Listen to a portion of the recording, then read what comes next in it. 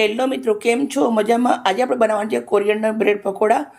તો સૌથી પહેલાં બ્રેડ લઈ લીધી છે મેં, અને સાથે મેં ચણાનો લોટ લીધો છે એક વાટકી લીલા ધાણા લેવાના છે, થોડો ઓરેગાનો છે, થોડા કારા મરી છે, લીંબુ છે, મીઠું છે, આદુ અને લસણની પેસ્ટ છે, અને સાથે તીખા મરચાં વાટેલા છે. અને જે પણ કેવી રીતે બનાવું છું પૂરો વિડીયો તમારા જોડે શેર કરું છું. મારી વિડીયો સારી લાગે તો પ્લીઝ મને એક લાઇક કરજો અને દોસ્તોની અંદર શેર કરજો. બનાવવાની રીત ચાલુ કરું. એક મોટી તપેલી લીધી છે, ચારેલો ચણાનો લોટ તપેલીના અંદર નાખું છું. સાથે આપણે લીલા દાણા નાખી દેવાના છે. પાણી રેડું છું 1 ગ્લાસ. હવે આપણે દાણા અને ચણાનો લોટ બંને સરસ મજામાં આવી રીતે મિક્સ કરી દેવાનું છે. ના જાડું એવું કે ના પાતળું રાખવાનું છે. મિત્રો, તમે જોઈ શકો છો આપણું ખીરું સરસ મજાનું મેં રેડી છે. હવે આપણે અંદર નાખવાનું છે લીલા મરચાં અને આદુ લસણની પેસ્ટ, થોડોક ઓરેગાનો, થોડાક કારા મરચાં, સ્વાદ પ્રમાણે મીઠું, પછી લીંબુનો રસ.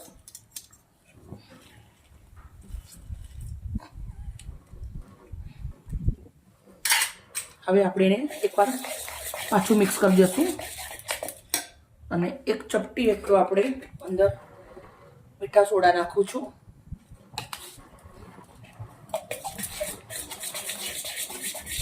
રેડી. હવે આપણે બ્રેડ લઈ લઈશું. હવે આપણે બ્રેડને કટ કરી લેવાની છે. તો બ્રેડને હું આવી રીતે કટ કરું છું.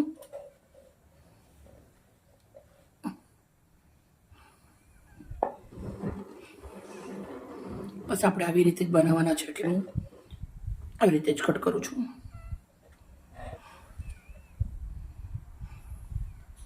સાઈઝ નાની મોટી તમે તમારી રીતે રાખી શકો છો.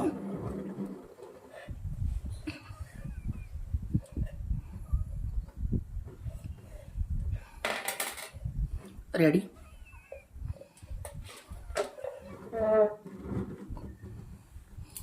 કઢાઈના અંદર તેલ ગરમ મૂકી દીધું છે.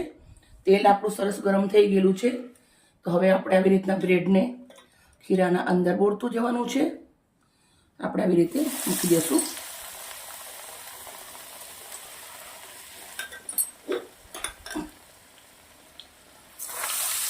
આમ બાળકો ધાણા નથી ખાતા હોતા, પણ તમે આવી રીતે ખવડાવી દેશો ને એમને મજા આવશે ખાવાની અને ખાઈ પણ લેશે.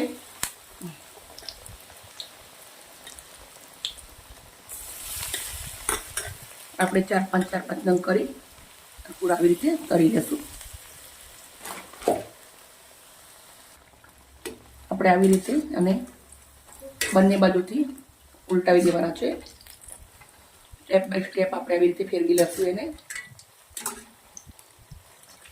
મસ્ત ક્રિસ્પી થવા દેશું.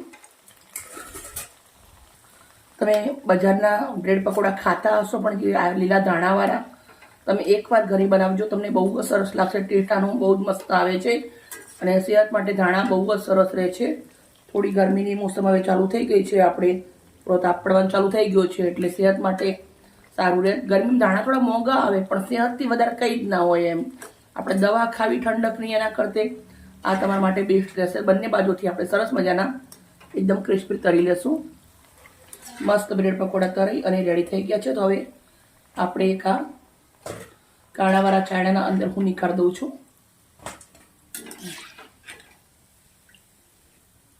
બધા સેમ પ્રોસેસથી તળી અને હું રેડી કરી દઈશ. એકદમ સુપર થઈ ગયા છે, રેડી તૈયાર. બધા જ આપણે બ્રેડ પકોડા રેડી કરી દીધા છે. લાસ્ટ હવે આપણે આ તળી લેશું. પછી મસ્ત મજાની ચટણી જોડે સર્વ કરશું. ચટણી મરચાં જોડે થોડી હળદર, લાલ મરચું તમારે નાખવું હોય તો તમે નાખી શકો છો, પણ સેમ લારીવાળા જેવા બનાવવા હોય તો આવી રીતના સિમ્પલ રીતે જ બનાવજો, તમને બહુ જ સરસ લાગશે. બસ રેડી થઈ ગયા છે બ્રેડ પકોડા.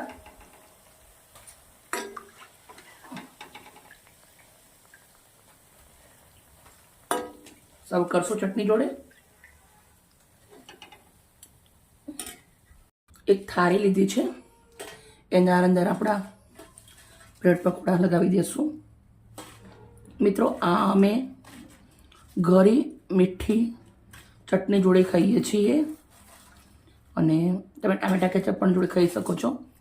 સૌથી પહેલાં આપણે આવી રીતના પકોડાને લગાવી દઈશું.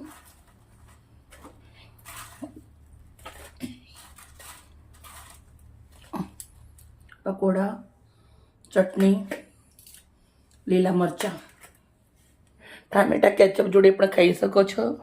Okay, bye bye. કાલે મળીશું નવી રેસીપી સાથે.